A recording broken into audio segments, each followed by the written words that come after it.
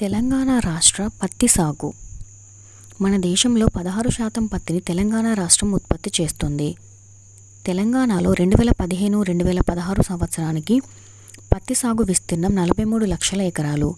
ఇది 6% పెరిగి 2021-2022 సంవత్సరానికి 46 లక్షల ఎకరాలకు చేరింది. 2015-2016లో పత్తి ఉత్పత్తి 18 లక్షల టన్నులు. ఇప్పుడు 33% పెరిగి 25.8 లక్షల టన్నులకు చేరింది. తెలంగాణ రాష్ట్రంలో పత్తి CAGR 8.8%తో రెండో స్థానంలో ఉంది. 16% CAGRతో రాజస్థాన్ మొదటి స్థానంలో నిలిచింది. దీనికి సంబంధించిన అడిషనల్ ఇన్ఫర్మేషన్. ప్రపంచంలో పత్తి ఉత్పత్తిలో భారత్ మొదటి స్థానంలో ఉంది.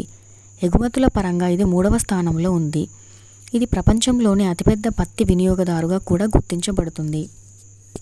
భారతదేశంలో అత్యధికంగా పత్తిని ఉత్పత్తి చేసే రాష్ట్రాలు గుజరాత్, మహారాష్ట్ర, తెలంగాణ, ఆంధ్రప్రదేశ్.